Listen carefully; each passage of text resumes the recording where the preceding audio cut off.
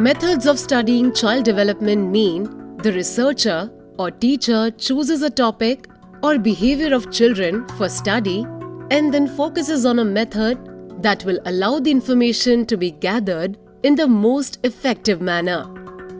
By understanding the methods of studying child development, we can learn more about why children develop the way they do and also the most effective ways to help them to develop. For example, by understanding how to study how children read, we can design programs that are more effective in helping students learn to read. Understanding the methods of studying child development will ensure that you understand how to study the development of your students, which will help the children in your tutelage become responsible citizens with positive contributions to make to society, which will result in your reputation as an educator to improve significantly. In this module, we will learn about qualitative methods of child study, quantitative methods of child study, child research designs. Qualitative methods of child study. The major types of qualitative methods include observation, self-reports, and the case study. In observation, the researcher observes the behavior of the children in a natural environment, such as in a home or in school. This can be an excellent way to observe what happens in the everyday setting. The drawback is that the researcher has little control over the environment and consequently over any extraneous variables. Furthermore, the behavior may not be displayed very often or at all during the observation.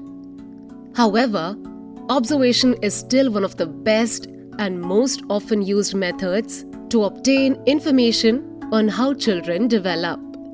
For example, a teacher observed her students during recess to see which children were having trouble making friends in order to ascertain why, so she could help them be more social.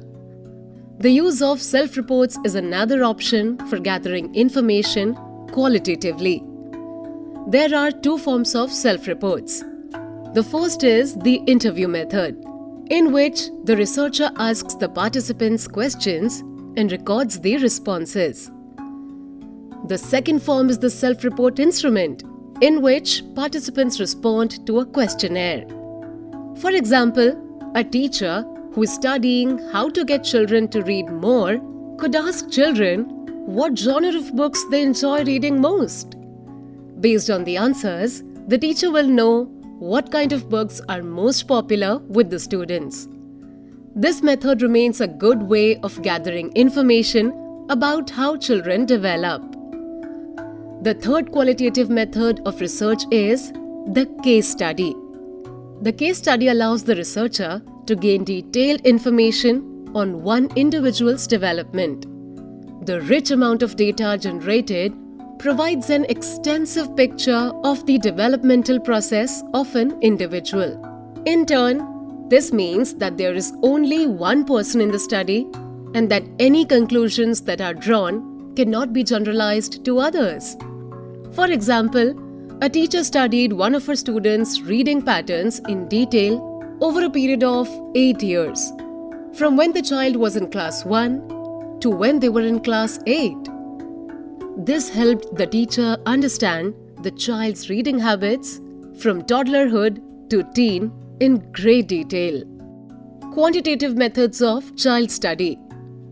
Quantitative methods of child study involve using numerical data to make conclusions about child behavior. The major types of quantitative methods are correlational, experimental, and quasi-experimental. In the correlational method, the researcher establishes a relationship between two variables. The correlational study is looking for variables that seem to interact with each other. When you see one variable changing, you have a fair idea of how the other variable will change. For example, a teacher might research the link between literacy and poverty. The teacher will find that as poverty increases, literacy decreases. The next quantitative method of child study is the experimental method. The experimental method uses two sets of variables. The first set of variables are the independent variables, which represent the various treatments that the children receive. The second set of variables are the dependent variables, which represent the responses of the children to the treatments. For example, an independent variable might represent the amount of direct reading instruction students receive, and the dependent variable might be reading achievement scores. A teacher conducting this study will see that the children who receive more direct reading instruction get higher reading achievement scores on tests. The last quantitative method of studying children is the quasi-experimental method. Like a true experiment, a quasi-experimental design aims to establish a cause and effect relationship between two variables.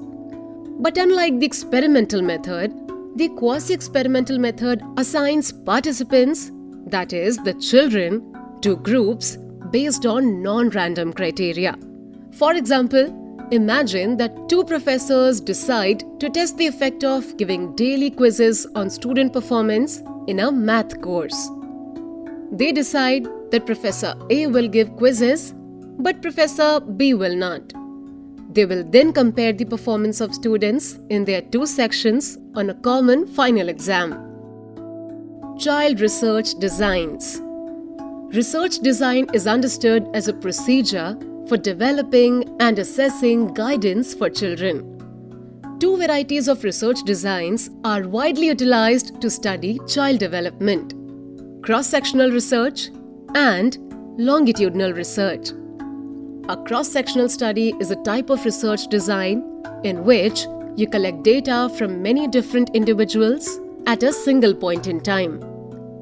A cross-sectional study is a cheap and easy way to gather initial data and identify correlations that can be investigated further.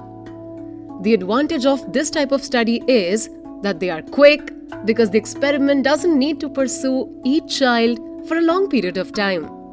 For example, a teacher could study the reading test scores of a cross-section of students aged 2, 6, and 8 years old, all in the same school at the same time to determine the effectiveness of the school's reading curriculum. The diagram below illustrates a simple cross-sectional study. Now let's discuss longitudinal research. Longitudinal studies collect data repeatedly from the same children over time, sometimes decades. Researchers meet with the children regularly, for example, every 2 months or every 5 years. The benefit of longitudinal research is that it allows teachers to see the changes in the children over time. However, one problem of this technique is the high cost. For example, if a teacher wants to see if there is a link between violence in high school students and video game usage, the teacher would study children A, B, C, and D from when they were age 14 until they are age 18, that is for 4 years each, and record on a monthly basis how often each child plays video games and whether they committed any violent acts in school to determine if a link exists. The diagram below illustrates a very simple longitudinal study. In this module, we learned about qualitative methods of research, quantitative methods of research, and child research designs. Qualitative and quantitative research methods are widely employed to study child development. Qualitative research uses non-numerical data to form conclusions.